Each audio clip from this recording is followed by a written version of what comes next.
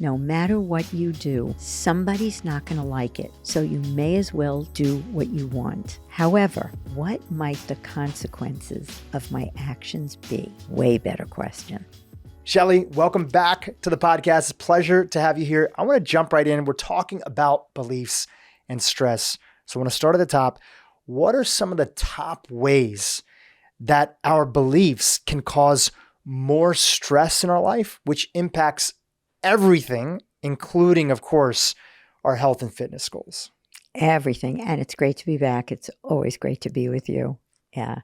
So first of all, I just want to, for people who haven't seen me, I want to say that my definition of beliefs is a statement about reality that you hold as the truth. So when I talk about beliefs, that's what I mean. It's something that is true. So nothing else can be true if that is. Right. It's true for them, but it may not necessarily be true in the larger context. Exactly. And we're going to unpack all that. Exactly. And I'll tell you also how these beliefs get formed. But the basic beliefs that get in our way are in different categories. So self-esteem beliefs. If you believe I'll never get what I want, or I'm not good enough, or I'm not important, and those are the most common beliefs that people have, you're not going to feel good about yourself.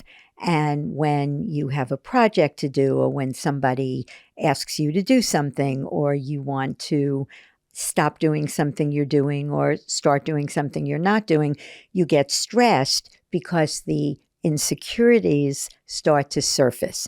That I'm not good enough is in your face. That I don't have what it takes is in your face.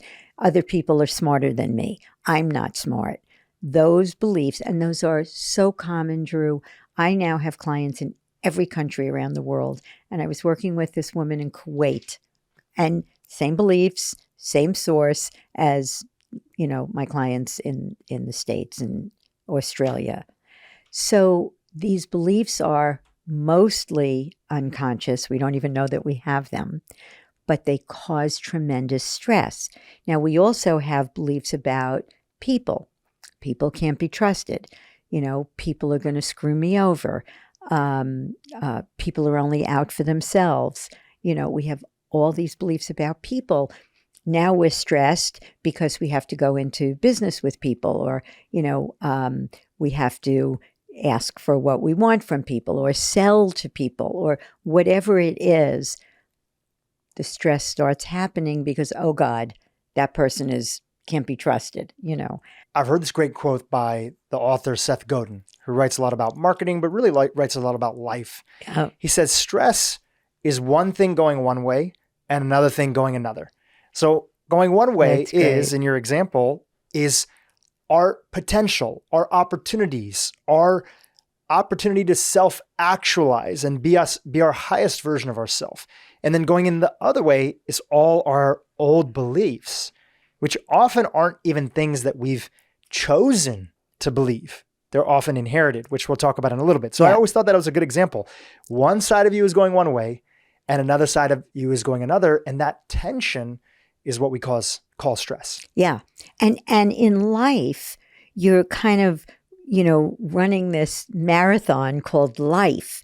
And every time a belief comes up, it stops you. So it's like a roadblock? Like a roadblock, exactly. Like an obstacle, like something in your way that stops you tremendously. It's what makes people procrastinate. It causes fear of public speaking. Things that, fear is always caused by a real or imagined threat to your survival, right? You take away the threat to the survival, fear goes away. There is no threat to your survival when you speak in public. There's no threat to your survival when you have to ask for a raise. All these things that cause fear in us, which causes stress, right, are caused by beliefs. Now, there's another kind of belief called a survival strategy belief.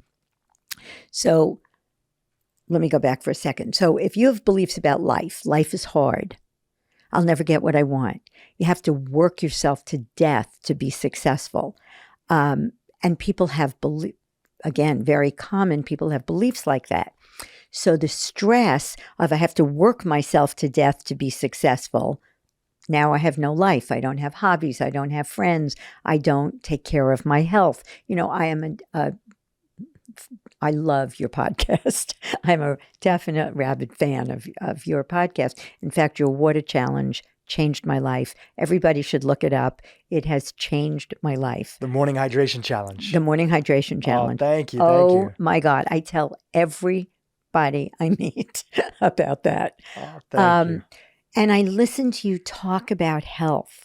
And, this body is the body it's like I say to people, you certainly wouldn't let your car not have gas in it. You wouldn't not change the oil. You do maintenance for your car. We take care of our car because our car gets us where we want to go.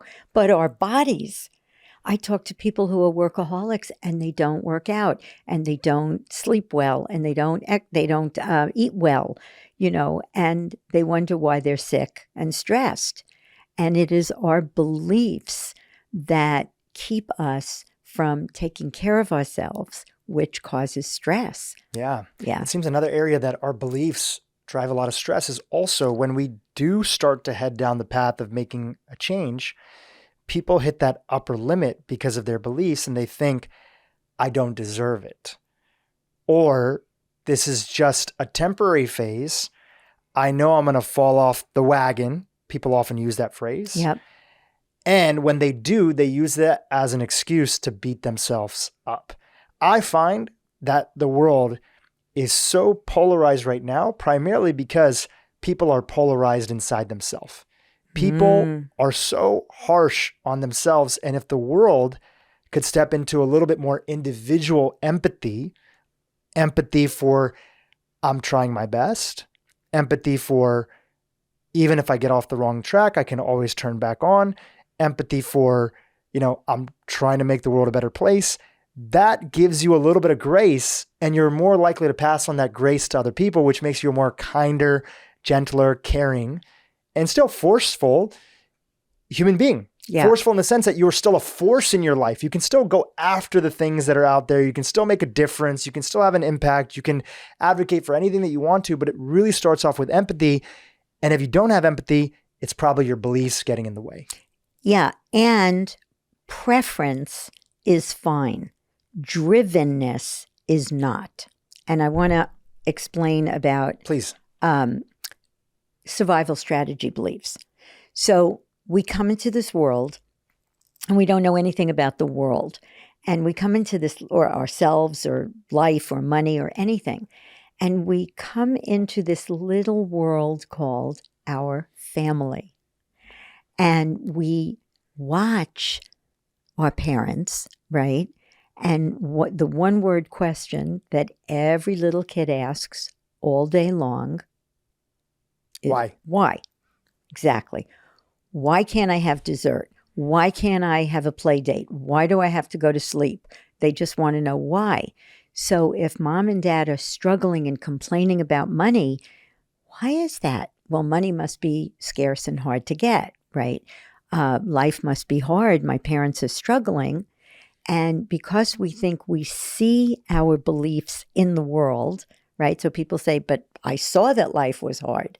No, you saw your parents' life was hard. You didn't see life was hard. You saw your parents criticize you. You didn't see that you're not good enough.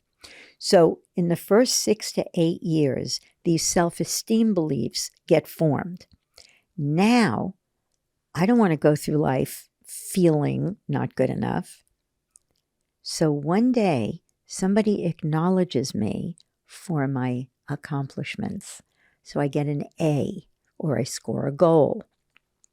Now, all of a sudden, I say, oh, what makes me good enough is achieving things. Now I have a beach ball called I'm not good enough. I got to hold it underwater by achieving things, because if I'm only good enough when I'm achieving things, then I have to constantly do it because this is constantly coming in my face. That's workaholism. That causes stress. It keeps people from taking care of themselves, because if what makes you good enough is achieving things, I don't have time to exercise. I don't have time. I just worked with this woman. She said to me, Shelly, I don't have time to cook for myself. I said, well, stop at Whole Foods on the way home, pick up a salad with chicken or something, but, because she eats fast food. And her beliefs, when you listen to her talk, it's like what matters, where her focus is on achieving and achieving. Because if she stops, up in her face is, I'm not good enough. And nobody wants to live with that.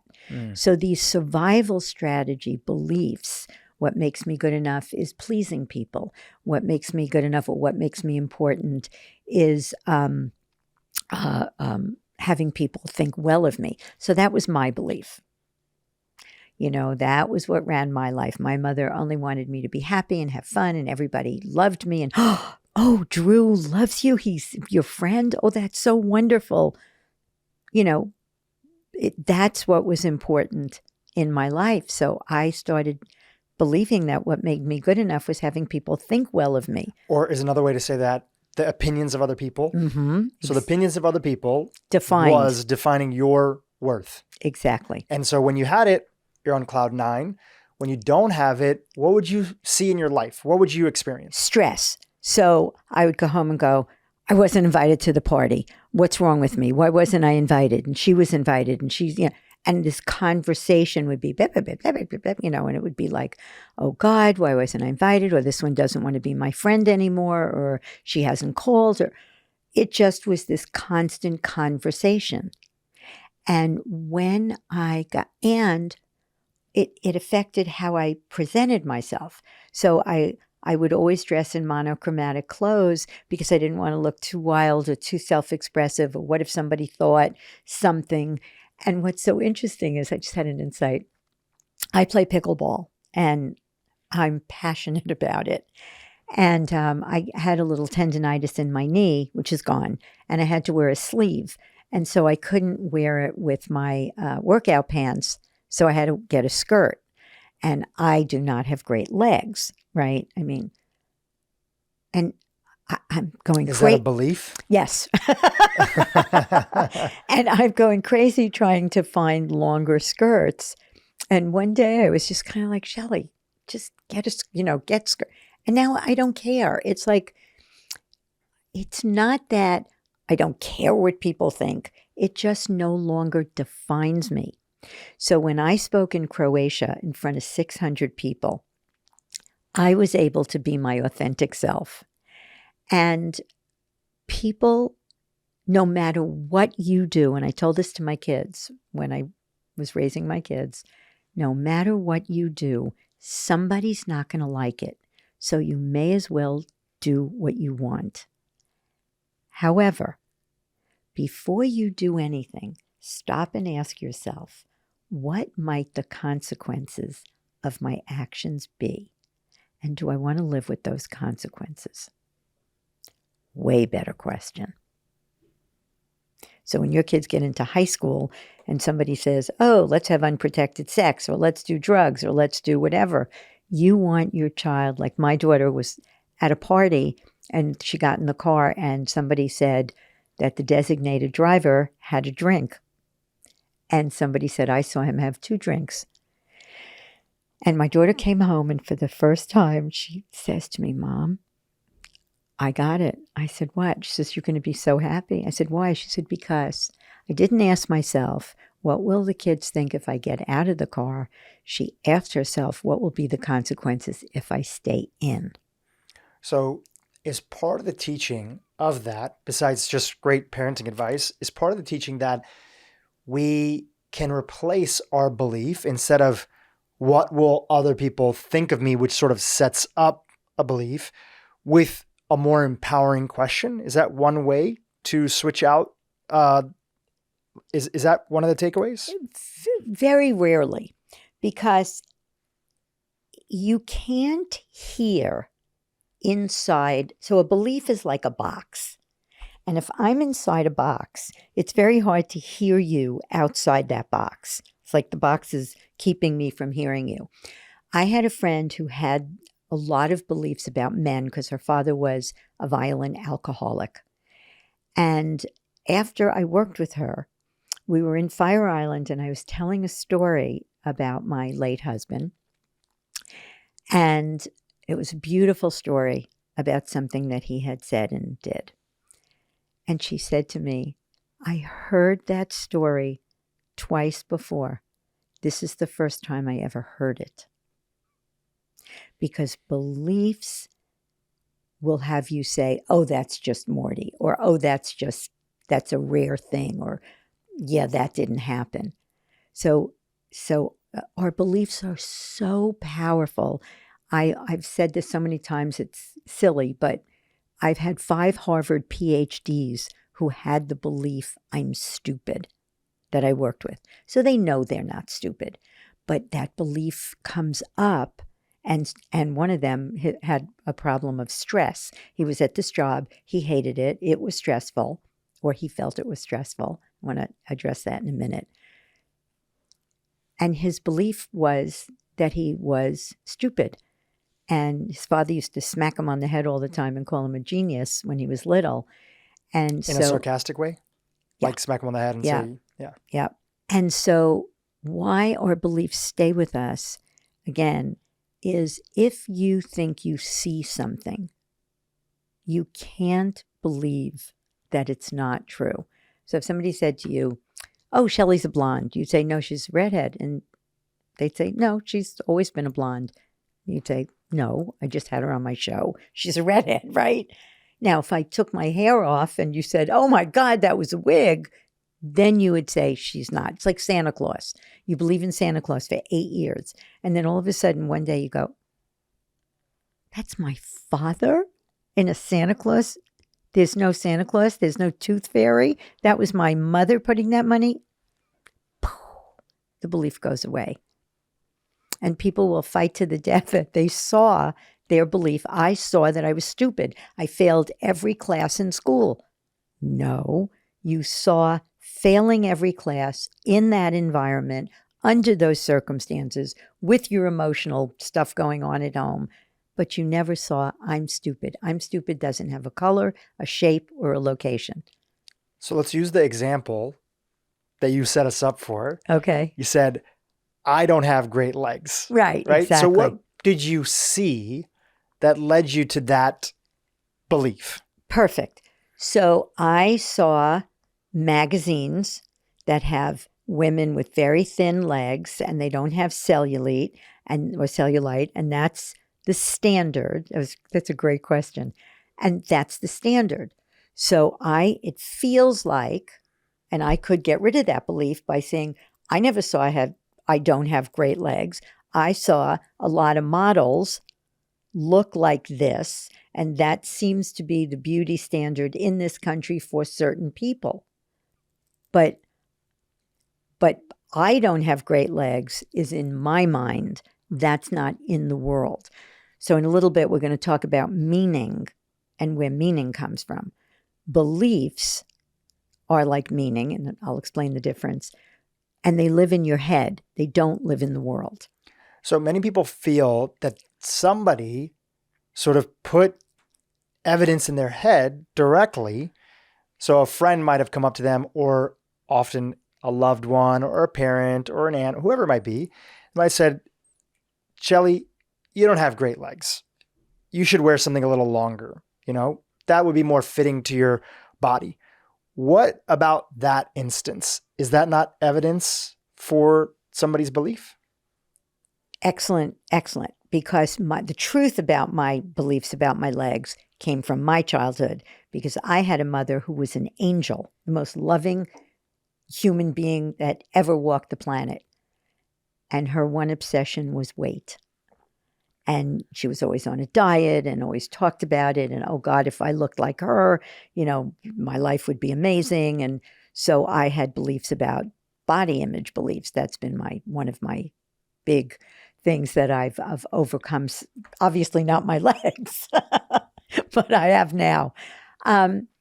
So you can have evidence that something happens, right? So there's a difference between a conscious assessment and the truth.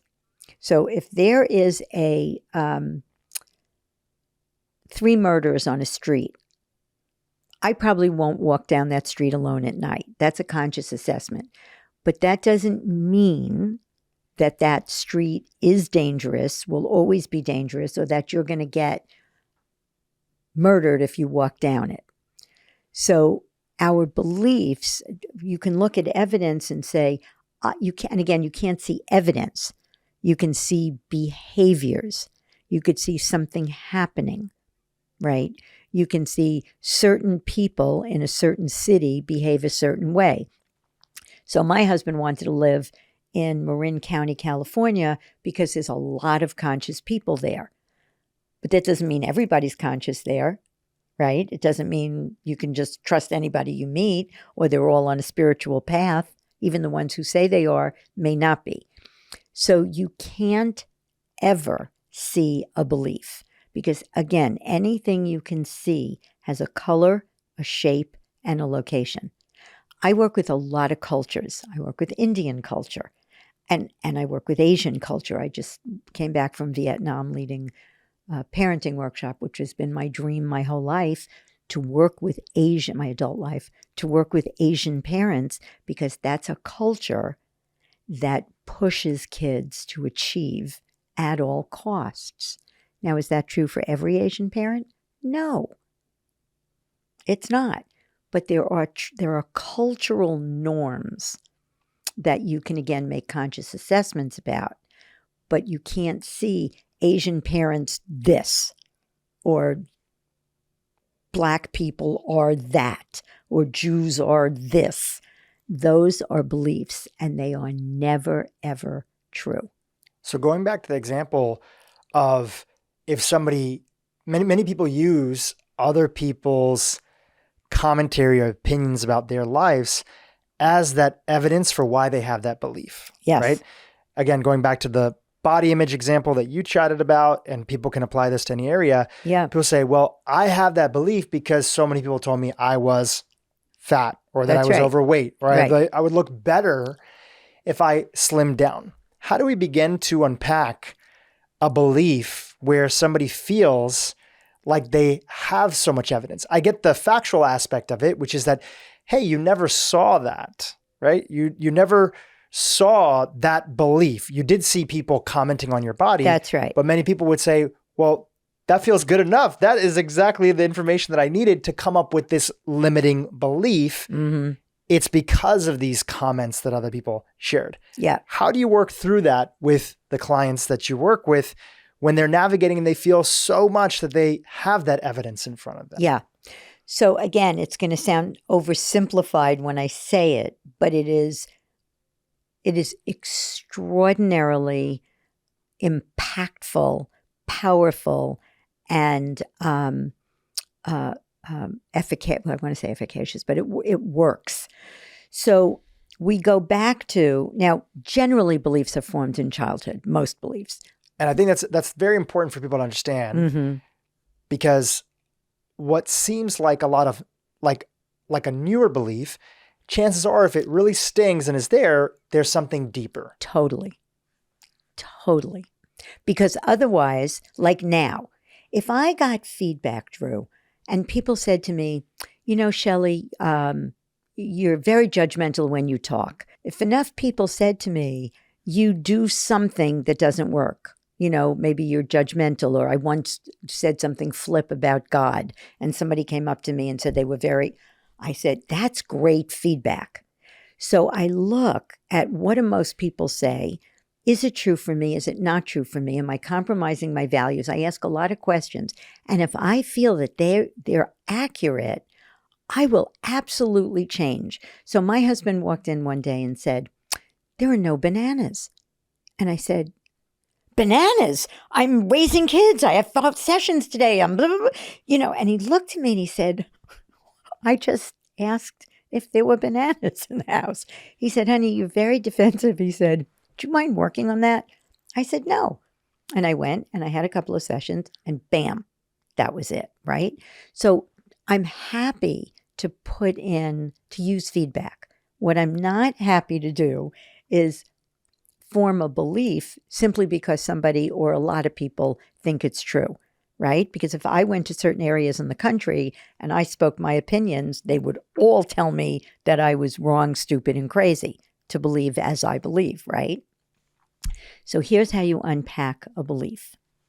You go back to the source, right? So again, let's take another belief that causes so much stress in people's lives is mistakes and failures are bad.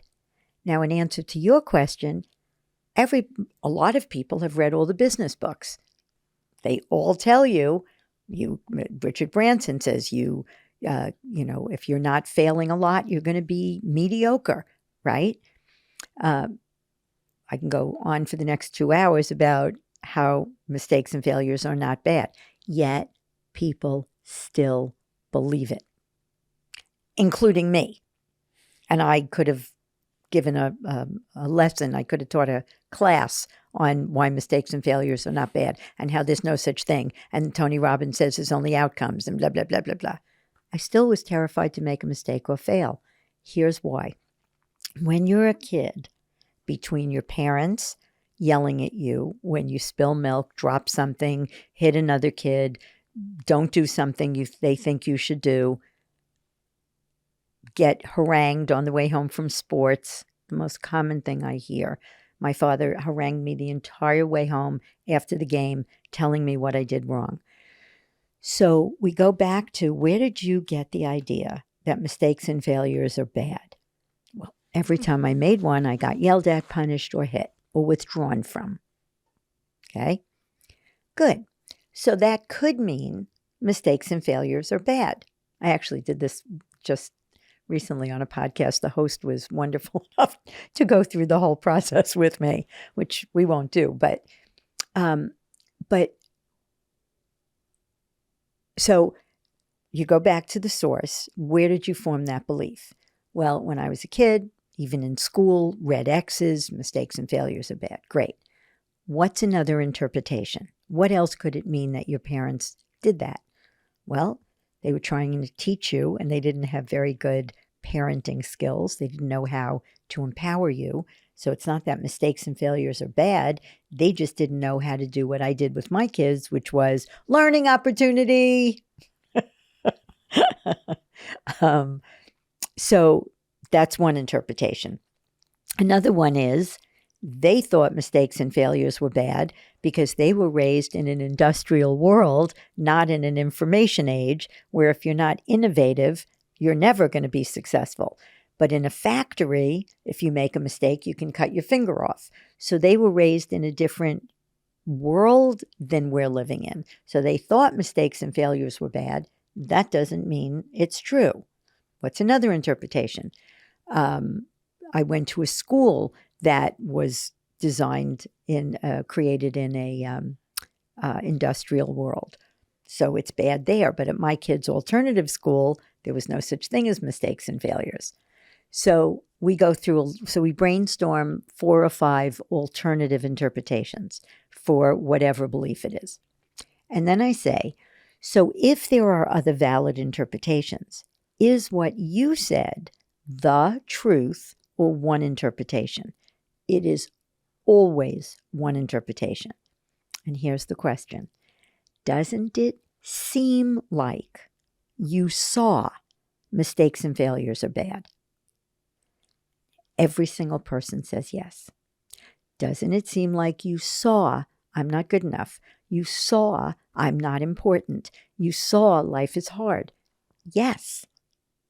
Well, did you ever really see mistakes and failures are bad? No.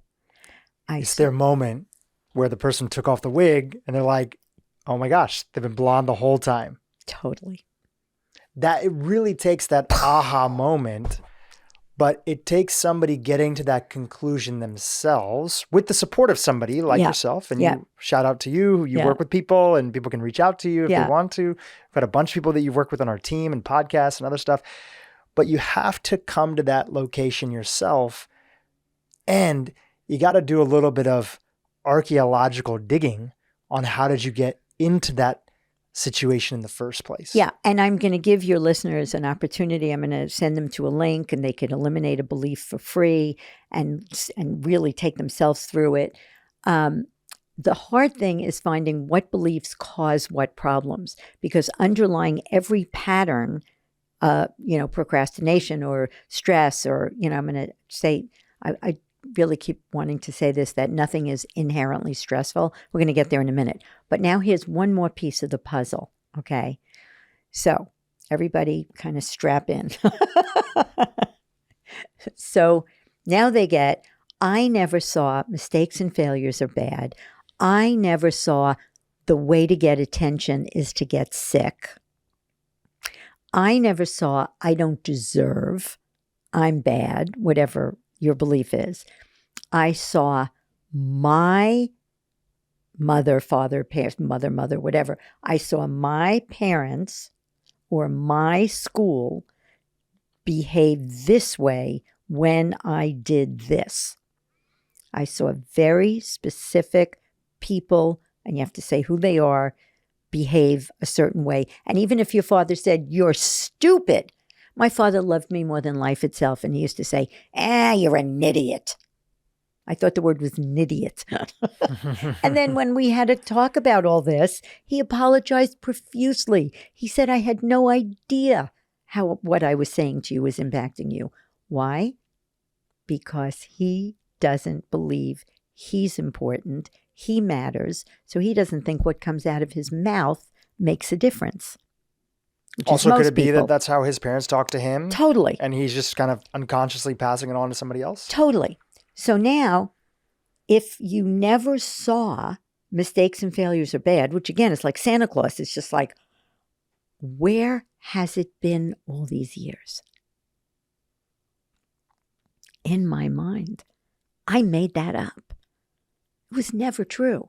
But not because I'm telling you it was never true, not because I'm writing it on a piece of paper and telling you to say it 100 times a day, because I never saw I don't matter. I saw my parents working all the time.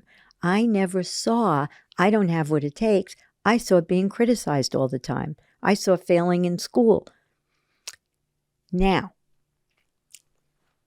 I make a distinction.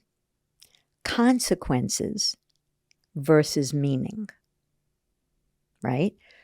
So the consequences of you being heavy or fat may be that certain people won't go out with you. It may be it's going to affect your health, right? It may be a lot of things. There are consequences to our actions or people's actions. But then I ask the question, what does it really mean? What do I know for sure? Because that happened. And people start to make up meanings. Well, it just means my parents would blah, blah, blah, or it just means this, or just means. And I say, okay, let me ask you a question. So I'll ask you this question. If you come home and Yasmin doesn't kiss you hello right away, what might you automatically think? Well, I don't have a lot of charge against that, but let's say maybe somebody else in that situation would feel like, she doesn't care about me. Right. Or she had a bad day. Or she had a bad day. Or she's busy. Or whatever. Whatever. Those are all meanings. So where do those meanings come from? Your head. Yeah. Meaning comes from your mind, right? They didn't invite me back. I was not a good guest, or, he didn't ask me out. He's never going to be my boyfriend, or, we give meaning to everything all day long. And it's the meaning we give events that cause all of our stress,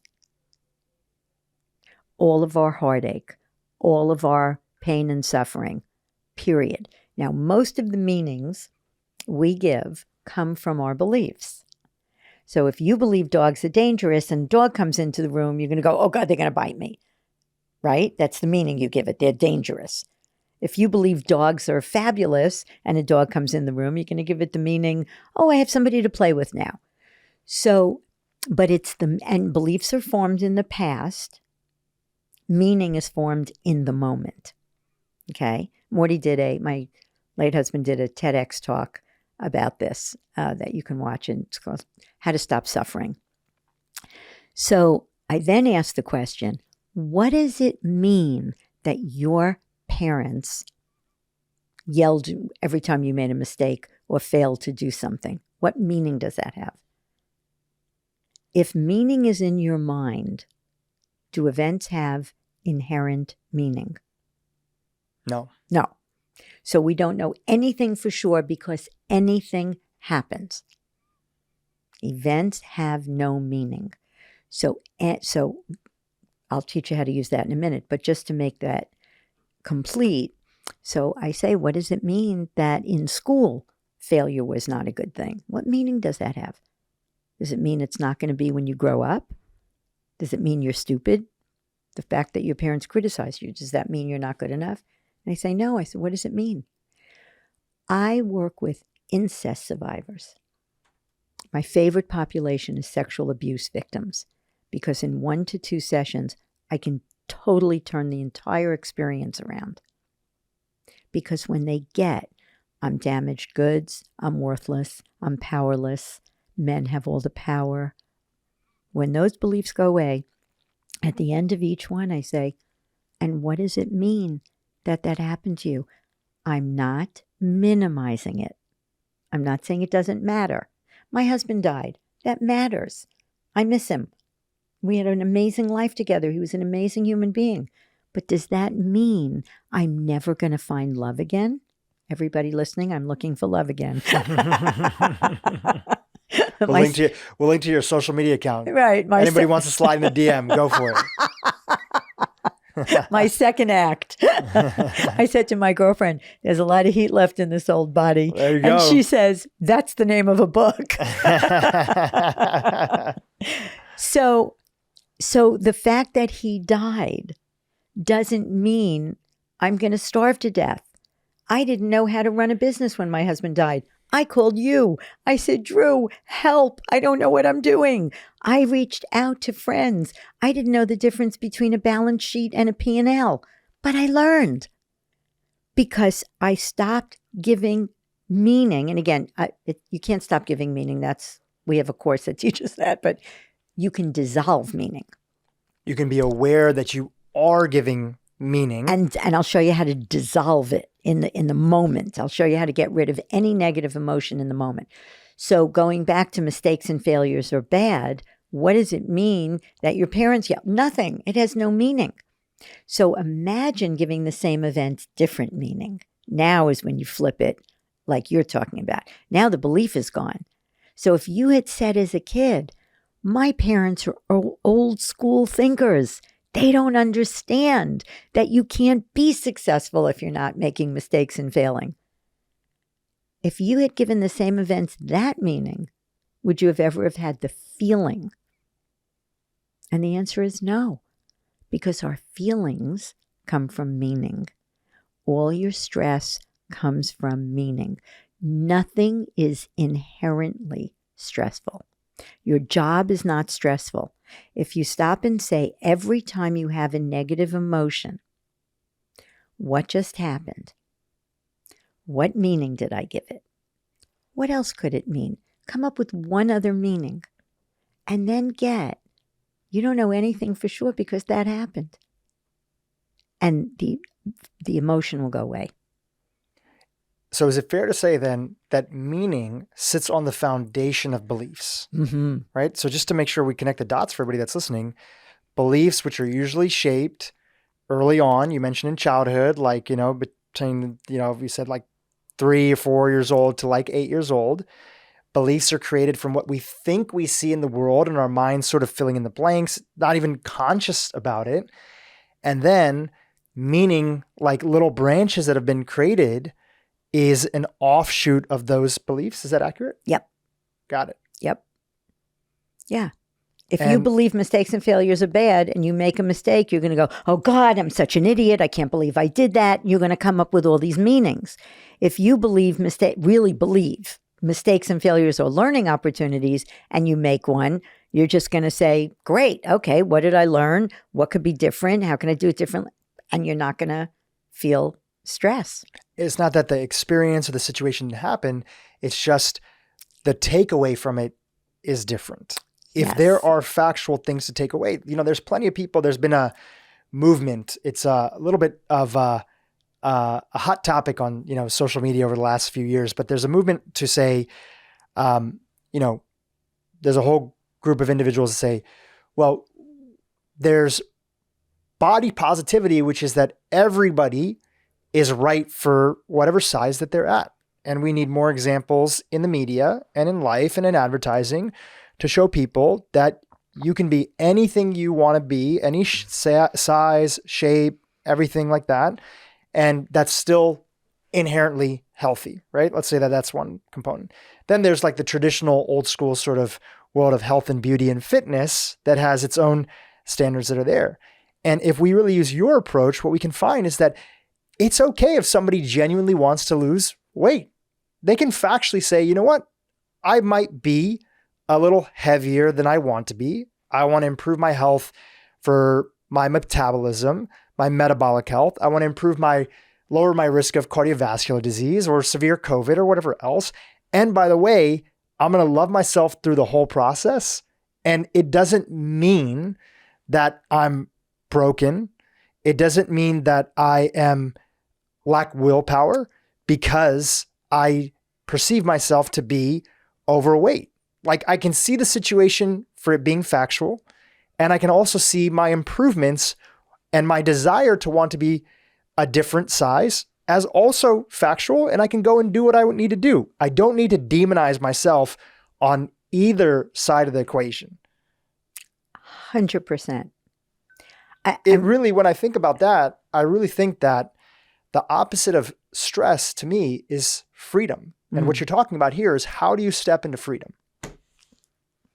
For me, that's it. The bottom line, for me personally, of my work is about giving people, makes me cry, giving people freedom to be. Period. Freedom to be in your body, in your life.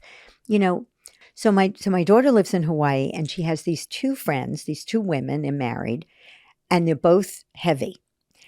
And they are the most loving, out there, outrageous women I've ever met. I mean, joyful and happy. And they post on Facebook these things that they eat. And one day, one of them started telling me that her knees were really getting bad and that she was going to probably have to lose weight and have bypass surgery.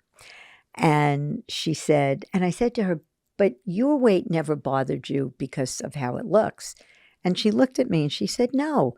And I will never forget this, Dhru, as long as I live. I looked at her and I said, you really don't care what people think about you, do you? And she looks at me and she goes, I really don't. But it was like, it's not what her life's about. Her life's about, she is generous. I mean, when my grandson was born, she showered him with gifts. She watched him. She's always out and about and posting, and everything is upbeat and loving and self-expressive. They do Valentine's Day and Halloween, and they're in life. She's not looking, it's not about her. That's, that's a great name for a book. It's not about me. I'm here to serve. And when I got rid of the belief, what makes me good enough is having other people think well of me, my focus has not been on me for 1 second of this conversation. I might watch it and go, oh God, you talked with your hands. My focus is on you and your listeners because I'm here to serve. I'm not here to worry about what you think. And if you said to me, you didn't live up to my expectation, I'd say, and? Like, yeah. But if you said to me, I have some feedback about you as a guest, I'm open. I want to do better. I want to serve better. I want to be a better friend, a better guest, a better person. But that I don't live up to your expectation is no longer of relevance. That's freedom. You know, that's such a powerful point, because I think the thing that you get is when you understand this for yourself, going back to something that we talked about in the beginning of the conversation, you just do not take other people's perceived beliefs or statements, even if they're telling you, this is what I believe, you just don't take them seriously. It's not that you don't take them seriously, but you can see that so many of their beliefs are shaped through their story and narrative. It's not like they actually sat down and said, I choose to believe these things. Yes. And there's a lot more empathy that you have for people around you. And in a way, you become less reactionary. When I got this for me through some of the work, and of course, meeting you has been a part of that as well. But when I really started to look at some of this in, I would say, college, as I was dropping out of school and choosing to pursue a different path, one of the things I noticed is that I was less reactionary. People could say things and I would just kind of not react to it, because I saw anything that came out of their mouth as a powerful word being tacked at the end of it. And that powerful word was maybe. Oh, beautiful. So if people said, beautiful, you're never going to get a great job, I said, maybe. I didn't even need to defend it. It was just, maybe you're right, maybe you're not. I know why I'm doing what I'm doing. And I can also see that your beliefs about my life are coming through your filter, and I have empathy for you. We talked about this a little bit last time. My dad, who's been always so supportive of me, had his own natural fears about me dropping out of school and pursuing the path of entrepreneurship. Number one was, I always was a great student, graduated pretty high up, top of my class. And the fear was, what is his life going to be like? And when we unpack that, we can see that my dad primarily was able to get his immigration status and become a citizen here because he had his education and got a great job offer, because he had his MBA. And the day that I was born, August 1st, 1982, in Nairobi, Kenya, there was a coup attempt. There was an attempt to overthrow the president by a faction group of rebels in the army. And my dad actually had dropped off my mom to the hospital. Back in the day, people would do that. The men would drop off the women to the hospital. The women would have the babies, and then the doctor would call and say, okay, you have a baby boy or girl, come to the hospital. Now, obviously things have changed for all great reasons, but back then it was different. So my dad went home and on the night before August 1st, and the next day he couldn't get in touch with the hospital. He didn't know what's going on. He turned on BBC and he had heard that there was a coup attempt. He put on the local radio and he heard reggae music and other stuff, and it was the rebels who had overtaken the media. And he had a freak out moment. Like, is my wife okay? Oh my gosh, how did I let the situation happen? All the different things that come with it. Yeah. Luckily, a few days later, everything calmed down. The rebels lost and the president was able to regain control. But that time, my dad made a decision of, as much as I love Kenya, I need to get out of there. And then this feeling of a big reason of him being able to do that, being his education, his connections, his job offer, which is, of course, true for that situation. That those things were important. Naturally, I have to have so much empathy for my dad for him to have his feelings and beliefs about me dropping out of school and what that's going to mean. And of course, it was tough. Just like working through anything like that is tough. Yes. But it just gave me so much more of an understanding about where he was coming from. And it also put me in a place where I didn't feel I had to prove to him that I was going to be successful. I'm not saying that those thoughts didn't creep up here and there, but I've seen a lot of my friends who come from similar immigrant backgrounds where they've taken a different path, especially as an entrepreneur. And it's this feeling of, I need to prove to other people. So sometimes that brings, well, not sometimes, often it brings stress of needing to be a certain type of successful, needing to choose a particular type of path, needing to show other people, not for you because you genuinely want to do it, but because this is how you let everybody who doubted you that you're okay. That you're okay. And that doesn't take you anywhere. Brilliant. And the belief that I think that your father would have formed is education will keep you safe. Yeah. Something like that, right? So now the meaning that he gives to what you do, given that belief, is you're not going to be okay. You're not going to be safe. Without an education, you can't get out if something happens, metaphorically. Sure. And the fact that you have compassion for him is so beautiful. I had a client, Dhru, who said to me, my father's been dead for 40 years and I'm still trying to get his approval. You want to talk about freedom? No freedom, none, to live your best life. You know, again, I love your podcast so much because it's about living your best life. And for me, if you have your health, you know, and talk about beliefs. My mother told me catching things is nonsense. She said, you have such a strong immune system, you don't catch things. Now, that belief has come in very handy in the past 3 years. Because so far, so good, with COVID, of course. But that the beliefs that people have that keep them, that when you're trying to prove yourself, yeah, watch this, your focus is on proving yourself. Your focus isn't on improving yourself, right? And what you teach, and it's just, for me, it's just so addicting. It's like, oh God, what can I learn more about taking care of my health? Because my belief is that if I'm going to be here, I want to be fit and healthy and play pickleball twice a day and never, like my friends say, Shelly, is a yes. Do you want to? Yes. Whatever it is. You want to fly to so-and-so for dinner? Yes, I'm game. I'm there, right? You have to be healthy. And beliefs about, somebody said to me, oh, it's all bullshit. You know, whatever you eat, you know, doesn't affect you at all. I say, really? You're going to go to McDonald's and live like that? And go read that article about what the guy, Jared, whatever his name was, you know, ate, I don't know, those fast food something sandwiches every day, Subway sandwiches, you know, and he got deathly sick, you know. So when we look at the areas of our lives, our health, our relationships, our work life, our hobbies, friendships, you know, are you watering all the plants?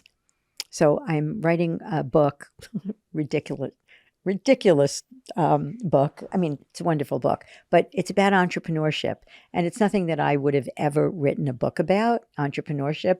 But somebody heard me speak, and he works with entrepreneurs and says, beliefs. That's why my clients don't listen to me, you know. Or he started to realize that and then heard me speak and said, that's what it is. We're in Costa Rica, and we said, let's just write a book together.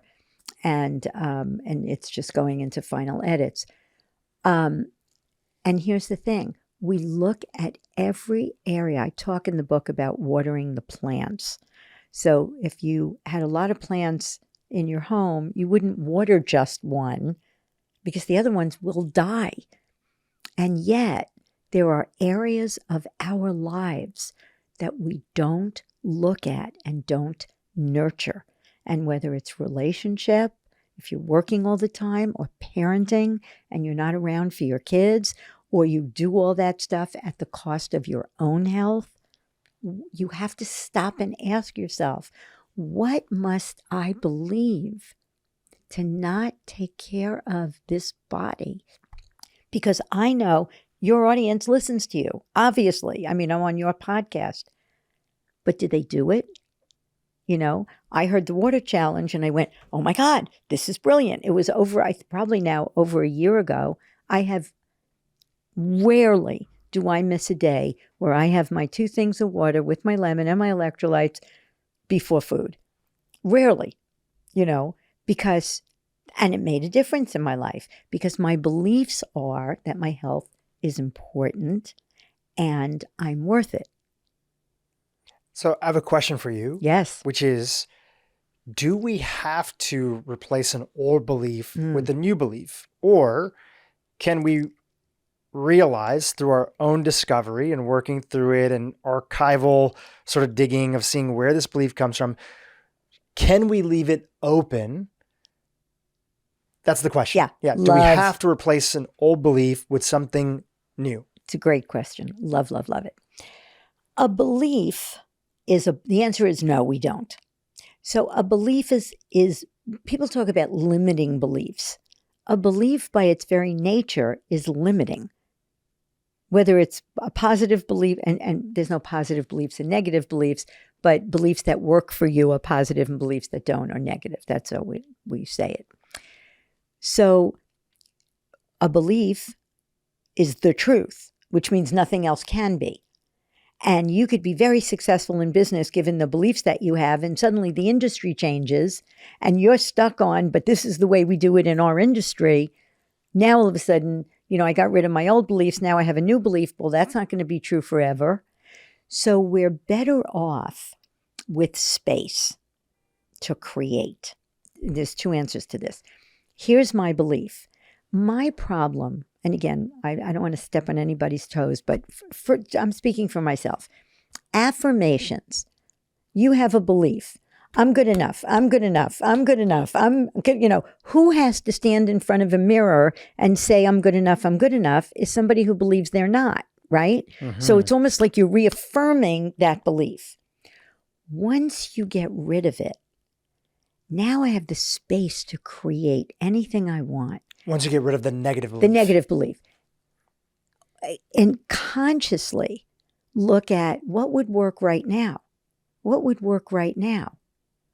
What's happening? So you're in the moment creating based on the information that you have now. So that's number one. It's more dynamic. Totally. And yes. And at the end of our process, we do something very spiritual. So I'll say to my client, where did all of those beliefs, and you can do this, by the way, online and digitally, you don't have to work with me, but we say, where did all these beliefs come from? And people say, I made it up. I made them up, right? I was here before they were. So we live as if we are our beliefs. Who I am is a good person, or who I am is not good enough. Who I am is only good enough if I take care of people. So that's who I am. Now you see, that's not who you are. You made that up. But notice, your life is consistent with your beliefs. People who believe life is hard have hard lives. People who believe money is scarce and hard to get generally don't have it. People who believe I'm not important are not the people who, unless it's a survival strategy, are not the people who speak up.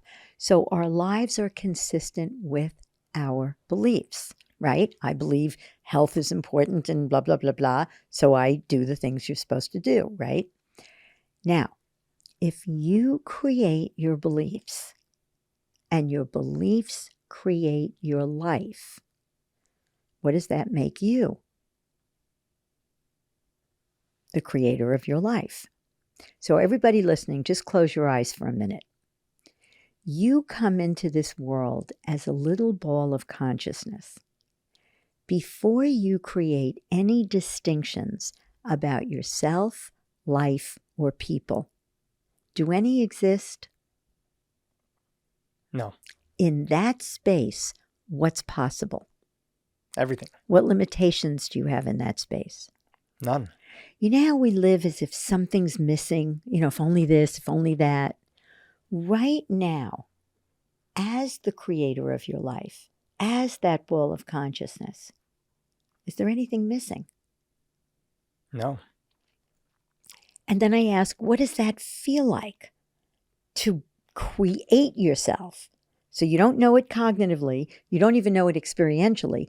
In that moment, you create a distinction that who I am is God in my universe.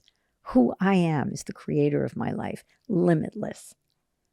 Not as the creation, as the creator. And they say, it's empowering.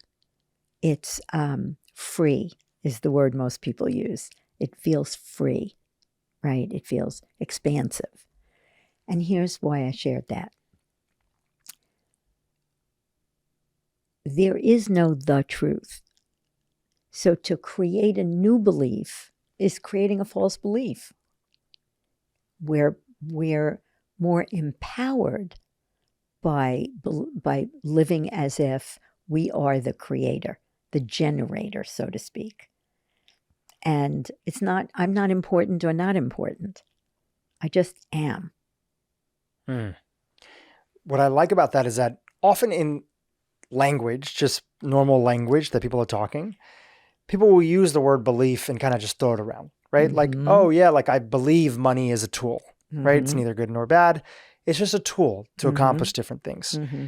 And often you could see that what they really mean is that my experience has shown me, my limited experiences, the things that I've gone through, but obviously that takes a while to say. Yes. So people will throw out the word belief in many situations. Yes. And there are other times where people do use the word belief. I believe this, Mm-hmm. right? Mm-hmm. And sometimes if you don't use the word belief, society will look at you and say, well, what do you stand for? If you Mm-hmm. don't have a belief, Mm-hmm. what do you stand for? Now, I personally find it very freeing pulling away from many of my beliefs and just allowing whatever's to show up.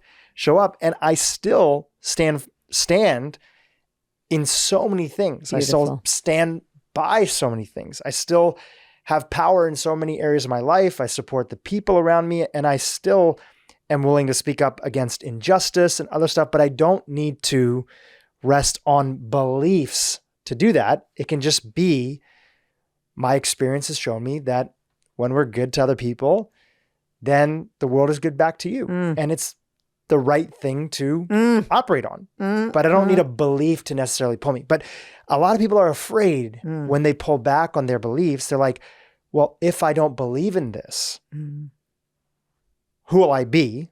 Is often the question that comes up. Yes. But more importantly is like, well, then what do I really stand for? Mm-hmm. Have you come across that? And what do you usually share to people who feel that? That is just stunningly profound what you just said. And I want to stop for a minute and just acknowledge you for that, because there's a difference between your values, which basically can be your beliefs. But the way that so they can be my value. I believe certain things, I'm given what I do. Parenting is a passion for me because I know if you do these things, your kid's going to conclude this about themselves, and this is what their life is going to look like. So I want to scream, stop. So I created an 8-module parenting course that's based on my experience, not my beliefs. Now, here's why what you said was so profound. I feel very strongly that children should never be hit, right? Now, or violently dealt with. If your child is running into the street and there's a car coming, I don't care if you have to grab them by the hair, pull them out of the street. So my beliefs about the way children should be raised, maybe, like you said, maybe, most of the time, keep this in mind. This is probably going to work. But when you have a belief, there's no room for anything else. And you stop listening, which is what's happened in our political system. We can't hear each other because our beliefs are, you're bad, you're wrong, you're a Republican, or you're a Democrat, or you're a whatever. And, and then it's causing this divisiveness. So I love that I stand for things based on my values. And ultimately, maybe. I mean, I love that. That was just so good. It really opens up for a lot more dialogue with other people, but it opens up for more dialogue with yourself. Just talking about the political sort of landscape of stuff. I had a friend, well-intentioned, well-meaning, very involved in different social areas and components, and we were just catching up. And she was saying that she had gone on a date with somebody, and she said that one of the ways that I sort of rule out people that I don't want to date is that, I'm kind of very clear about my politics in there. I'm just listening, right? Yep. I'm listening to her. Yeah. So I wrote inside of, this is her talking. She said, I wrote inside of my profile on probably Bumble or one of the websites, like hashtag billionaires shouldn't exist, right? That was one of her sort of signalings to people about her politics. And, because she's a close friend and we can engage in dialogue and everything, I said, wait. So hold on, right? What about Oprah, right? How do you feel about her? She's a billionaire. Wonderful. Is that in the same category? She's like, no. Well, what I mean is, and then she went from there. I said, listen. I want you to write whatever you want to write, right? You can write anything that you want to do, but I'm having fun with you a little bit because there's something that's there. And I'm not saying you can't give attention and energy to it. Yeah. It's just that when we use our beliefs as a way to make somebody else the other, which causes them to make us the other, we're no longer in a place versus what we value, right? And obviously we're in our modern world and we're trying to communicate things effectively. So people do things like virtue signaling and other stuff like that to try to get point across. But in that moment, there's been so many times that I've changed my mind about things, but it happened when I was willing to just at least hear somebody from the other side. Yes. It's happened with my diet, with my political views, with the way that I see the world, with whatever it might be. It comes from listening. And I also, one of the things that I value is I value media and sources of information that don't try to tribalize me, that don't have a hidden agenda to make me hate the other. Because the other person that's out there, sure, there are people that are genuinely maybe so hurt that all they can do is instill hurt upon other people. There are genuine acts of violence, sexual violence, these things that are in the world that are horrific. And the vast majority of people are good people who want to do well. It doesn't mean that we agree with them on everything. It doesn't mean we have to see eye to eye. It doesn't mean that it's always going to be kumbaya, but it means that if we're not at least willing to listen and not otherize the other person, we're going to have a hard time making progress as a society, but also in our own lives. Yes. So I just want to let that sink for a minute. It's the toughest thing, but that's what I just wanted to say. Yeah. That you and I are not sitting here like holier than thou. We have no beliefs. We're perfect. That's not it at all. It's that there's a commitment to live differently. And I love what you just said, because when you're otherizing, there's never going to be a world that works for everybody with no one and nothing left out, as my old guru used to say. Beliefs have you do that. Palestine and Israel, and people like Kanye West now, the Jews are. And my girlfriend was just driving down the freeway in LA, and there's a giant sign, Kanye's right, kill the Jews, or whatever he said. Now, I'm sitting here going, well, thank God I'm not a person of color, so I can walk down the street. Nobody's going to go, there's a Jew shooter. But what if they could? What if there was something like that? So our beliefs that this is right, I tell parents, get rid of 4 words: right, wrong, bad, good. Don't use them, they're judgments. What works, what doesn't work. Hate doesn't work. And sometimes it's hard to listen to a point of view that goes against everything you believe in. But my husband used to say, when I would scream at the TV set because the politicians were saying who knows what, othering. My husband would say, Shelly, if you were raised the way they were, you would have the same beliefs they had, and you would be saying the same thing. It's absolutely true. And it's what you said about your dad. It's stopping and saying, what must that person believe to have them saying those things?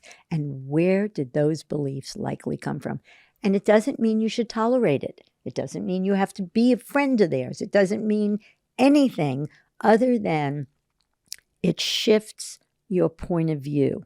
And when you come from compassion, you're much more likely to get through to someone. Talking about billionaires. I just came from my girlfriend's house, and her brother lives in a billionaire world in this community and, whatever. And we got into this very heavy conversation about different points of views and her, conscious point of view about you should be in social issues and why do you not care about blah, blah, blah, and making all these assumptions about these people that she never met. And it wasn't until she acknowledged her brother and she said, you have a heart of gold. You're such a good person, and I see something's been happening to you that's changing. Suddenly, I can see him start to listen, whereas before he wasn't really listening. Mm. And when you have beliefs that there's another and they hate you and they're bad and they're wrong and they're stupid, you can't listen. And if there's no listening, there's no, like you said, there's no progress, there's no movement. I want to say one other thing before I forget. When you ask the question, why? It's a lousy question because why is meaning and meaning is made up. Even if you knew the meaning, oh, I was molested as a kid and now I have sexual issues. Now what? I mean, you could talk about that for a very long time in therapy. You could, but it's not a powerful question. What is a very powerful question. What happened? What meaning did I give it? What can I do about it? What can I do to change the circumstances? What can I do to get this person to think differently? Or what can I do to help my child? That's a question that's answerable. But why is meaning? And it's going to take you down a rabbit hole that's not powerful. I want to go back to something that you shared in the beginning of the podcast. You said one of the hardest things that you find working with people, not it's hard for them, meaning that they have to do the digging, is figuring out what is the belief when it's connected to, let's say, the source of pain in their life. So people have a pattern, a quote unquote negative pattern, something that doesn't work for them, like procrastination, right? And they're not aware yet of maybe a belief that's there. Another negative pattern could be people feel like let's just use that, procrastination. I'm noticing that I procrastinate a lot and that I am not moving forward on these things that I want to do, and it's hurting my life, right? That's people feel that. How do you help them from going from there to now connecting that to and identifying what the sort of central belief is? What are some questions and steps that people can do that starts to help them get to what is the actual belief that's driving the narrative? Yeah. So we have a whole training on how to do that. It's a whole course. But let me see if I can answer it a little bit. So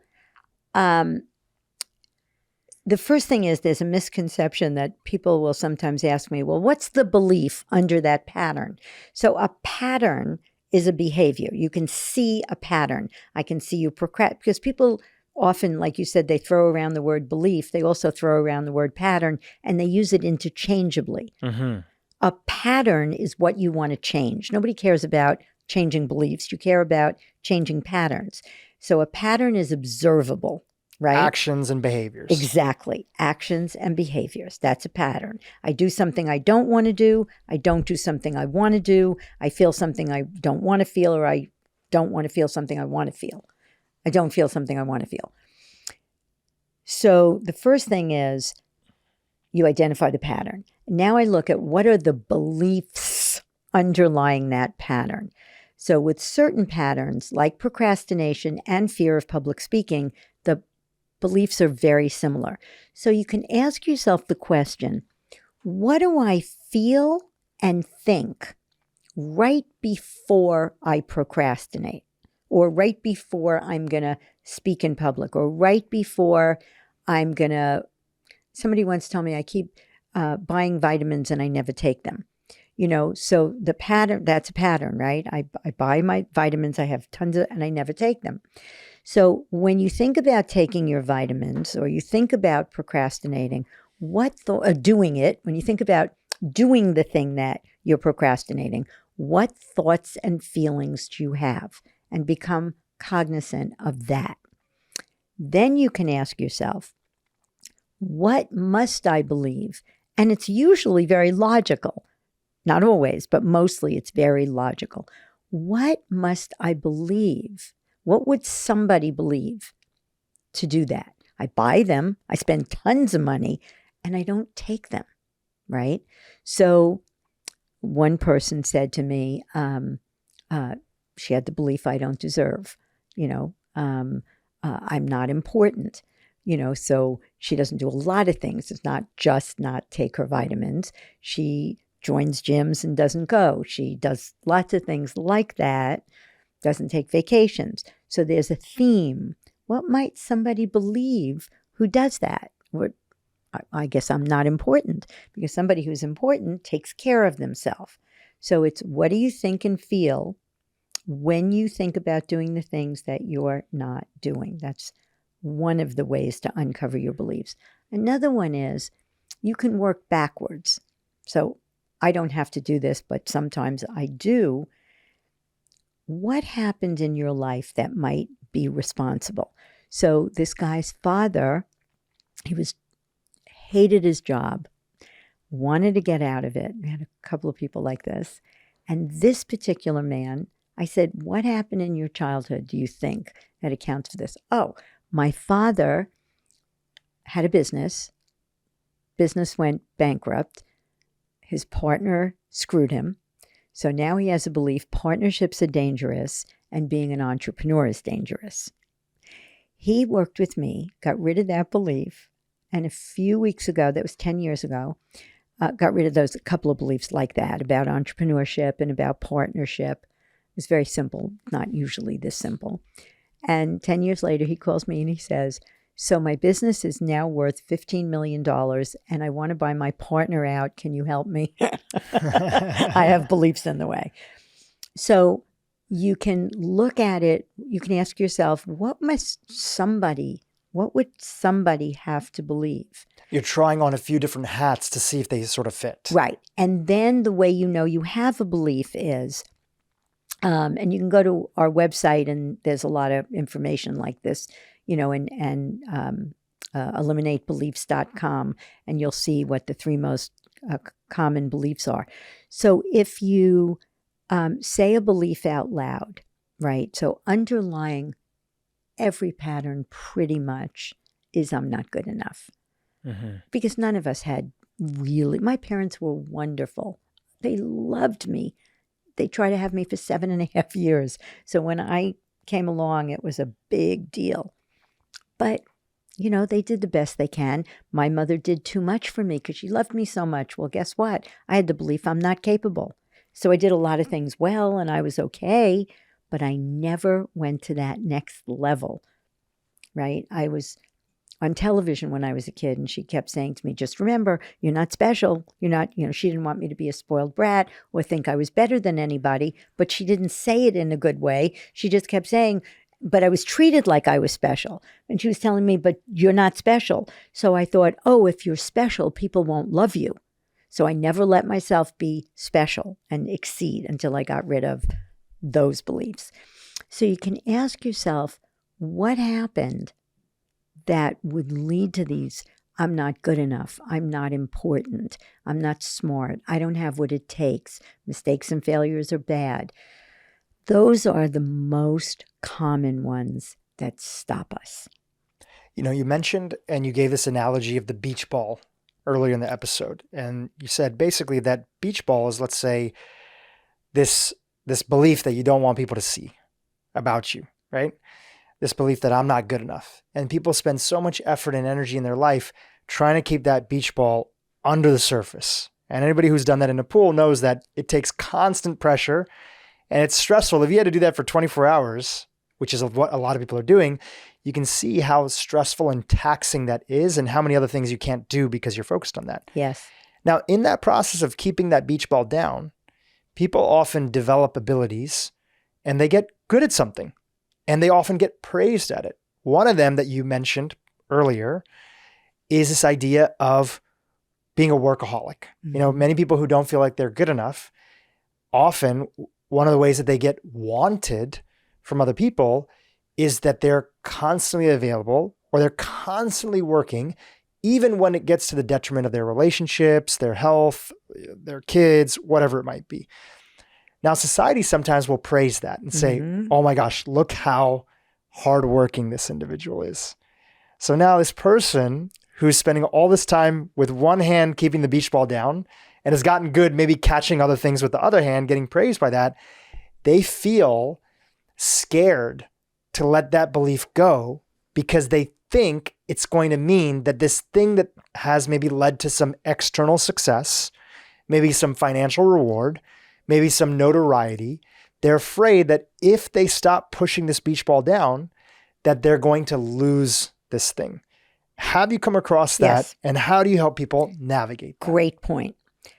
When a belief goes away, that doesn't mean you don't have a choice to do it or not do it. In fact, what it actually allows you is true choice. To choose from a place of from nothing to generate something because you choose to do it. So I was working with someone actually in my life, a friend, who was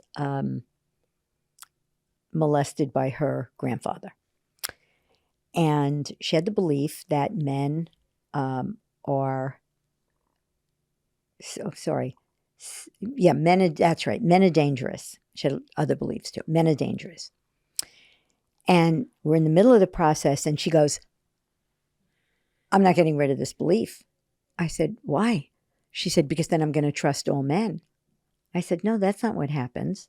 When the belief goes away, the only thing that happens is it is not the truth that men are dangerous. Are there dangerous men out there? Absolutely. But you have a choice now to trust or not trust based on your experience of who's sitting across from you, right? Your own now assessment. When somebody is a workaholic, I have a couple of friends who love to work.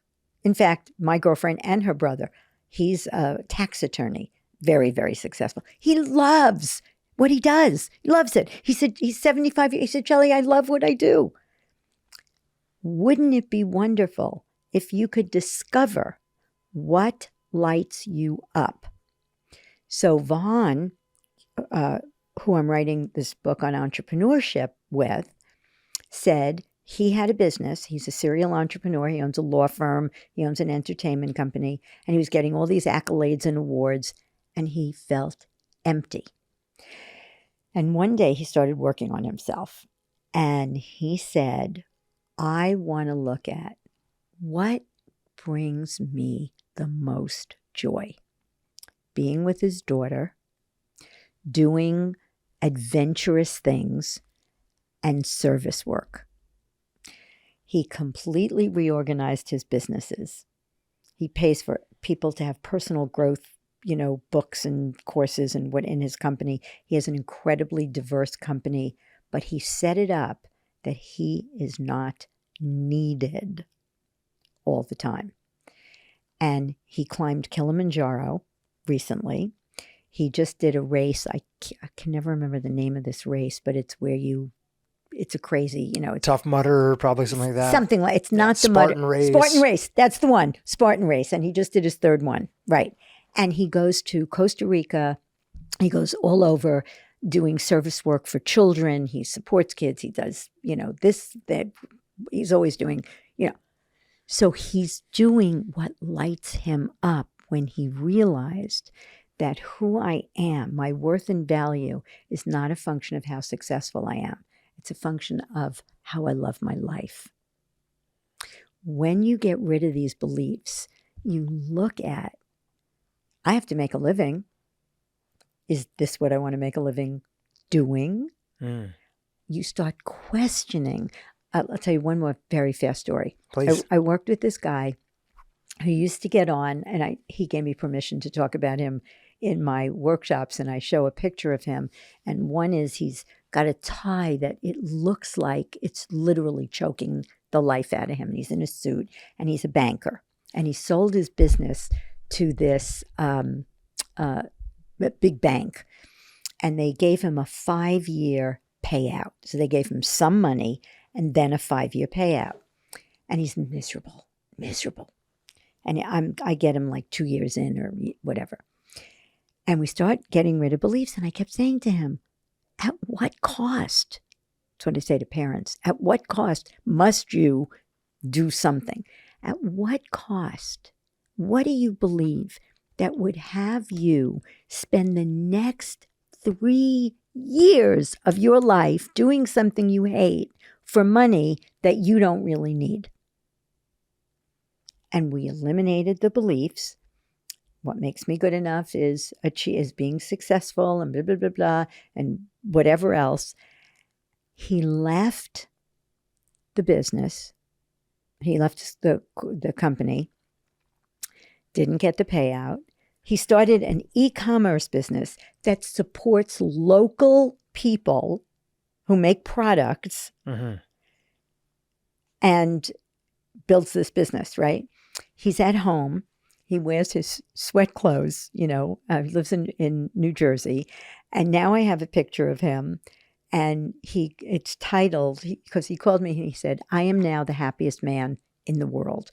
And the picture next to the tie choking him is a picture of him with this smile on his face, and his eyes are lit up, and he's the happiest man in the world. So when he got rid of the beliefs, he was able to look and ask himself, what are my true values? What works for me? And that takes courage. It takes courage. And sometimes somebody might come to the conclusion that actually staying is part of my true values. Totally. It's not you're sort of putting on a pedestal the idea that he left. You're putting on the pedestal the idea that he just did what he wanted to do that was right for his life. Exactly. Because there's many moments in our life where a sacrifice is worth it. That doubling down on something, not quitting. The challenge is many of us don't know until we ask and we pull back those beliefs that are unconsciously running the show. What motivates it? What motivates It's it? what motivates your decision. Are you doubling down because you love the challenge? Richard Branson says, I love starting businesses. I don't love running them. So I hire smart people to run my businesses. Mark, he was successful and a doctor and whatever. And then he opened up to, you came into his life, and suddenly, you brought a whole new, but he had to be open to, I don't have to do everything myself. And it's not just, and now he gets rid of his beliefs and has shared on his own podcast. And now he's loving his life. He does a lot of stuff, but he doesn't have to. He's not trying to prove it anymore. Now he could go enjoy his life with his girlfriend and travel and just have a blast. He's another one, the happiest man in the world, because he's doing what he loves. And part of what he loves is his practice. But he looked at his practice. Do I want to stay at Cleveland? Do I want to have a private practice? Do I want to do podcasts? What lights me up? But that proving, like you said, is not there anymore. Talk to us about this website that you and your team have set up that kind of helps people eliminate maybe a couple of the most popular beliefs that are out there. Yes, for sure. So go to eliminatebeliefs.com, and there are the 3 most common beliefs that pretty much everybody has. And how you know you have a belief, say it out loud. Then be quiet. Don't talk. Just say it out loud. And then say, I'm a monkey. And when you say I'm a monkey, it feels either flat or silly. When you say I'm not good enough, if there's any resonance, and don't go, I'm not good enough. No, I don't believe that. Just sit with it. And if it doesn't feel good, that's how you know you have a belief. It either doesn't feel good or it feels true. So go to eliminatebeliefs.com. And then if you eliminate a belief and you're happy, it will take you to a program called Natural Confidence, where you can eliminate 19 of the most common self-esteem beliefs that, you'll see there's 10,000 testimonials, and you can be free. When you're free, or actually, let's put this another way. Sometimes freedom seems so far for folks who are so labored and burdened by their beliefs. They can't even imagine. For the person who feels that way right now that's listening, they cannot imagine a life free from whatever this belief is that's weighing on them. They can't imagine a path on the other side. What do you want to share with that person who's listening who believes that? They believe that they're stuck with their beliefs and that freedom on the other side is not possible. Thank you. Took me a second. Ask yourself the question. Change is hard. One interpretation is, so you look at the source. You've tried a lot of things. You've read books. You've did workshops. You've blah, blah, blah, blah, blah, and nothing changes. So on my tombstone, it's going to say, I tried everything. This is the only thing that works to eliminate beliefs. I'm not saying for everything else. So where did you get the idea that you can't change, that change is hard? You've tried and failed. That's the bottom line. And one interpretation is, it's impossible. Another interpretation is, the things you didn't work. That doesn't mean nothing will. Is that a valid interpretation? Yes. So, if there are other valid interpretations, is what you said the truth or just one interpretation? And here's the question. Did you ever see you can't change? You cannot nothing will get rid of those beliefs. That doesn't have a color, a shape, or a location. All you saw was you did some things that didn't change. And where was, I can't change? That was in your mind. You made that up. Shelly, before we give some links and some places where people can follow up with you, if they want to work with you, check out what you're up to, keep in touch when the book comes out, anything else that you want to conclude on here? And if you feel complete, that's great too. Yeah. I feel very complete, and practice we call it the occurring, because there are going to be things that can flatten you. 7 years ago when my husband died, I didn't want to get out of bed. And I looked at it and I said, what happened? Morty died. What meaning are you giving it? And then I would come up with one meaning, and then I get, well, it could mean that I'm going to starve to death, and it could mean that I'm going to step up and learn how to run a business. But the actual events have no meaning. I don't know anything for sure about what my life's going to look like because he died. So grieving was healthy. Not getting out of bed is not. So when you feel those negative emotions, that stress, that, anxiety, that whatever, anger, stop and just ask, what happened? What meaning did I give it? And just get, the meaning is in your mind. It's not in the events. And the emotion will go away, and it'll give you freedom. Now, ultimately, if you get rid of your beliefs, you won't have to do that because the feeling won't come up. So ultimately, you want to get rid of your beliefs. But interimly, practice that. It will be a game changer. Where can people keep in touch with you? How do they reach out if they want to work with you? You've already shared the website, eliminatebeliefs.com. Yeah. And I also just want to say, I've done a lot of podcasts, and you are without question my favorite. You are just brilliant and delicious, and I love how much you give to people. And it's such an honor to be with you. It's so awesome. Thank you, Shelly. Yeah. So Lefkoe Institute, LEF as in Frank, KOE, institute.com. And there's all kinds of places you can get information. You can work with me. You can get natural confidence. We'll go eliminate a belief for free with that. But Lefkoe Institute is the other website that you can go to find out more. Well, Shelly, I want to acknowledge you for just coming on the podcast and really sharing your story and using your personal experiences as a teaching tool, because I feel like when you share very vulnerably, people see themselves in you, even if they're a man who lives in another country, even if they haven't had the same parenting experience, even if they've never lost their husband or wife or whatever. We all are going through the human experience, and seeing authentically how people navigate through that, where they've been trapped by their limiting beliefs and how they've overcome it, which is exactly what you do so well. You're an incredible storyteller. Gives people hope, and it really gives them freedom. It gives them the idea that freedom is possible. So I want to thank you for bringing that again to our audience. I really appreciate you. Thank you, sweetheart. Hey, YouTube, if you enjoyed what you just saw, keep watching for more great content on how to improve your brain and your life. And most people are trying to perfect their circumstance. If only I could have, fill in the blank, right? Like the bigger home, the better job, the better body, the perfect relationship, then I'll be fine. But those are all byproducts of when I shift internally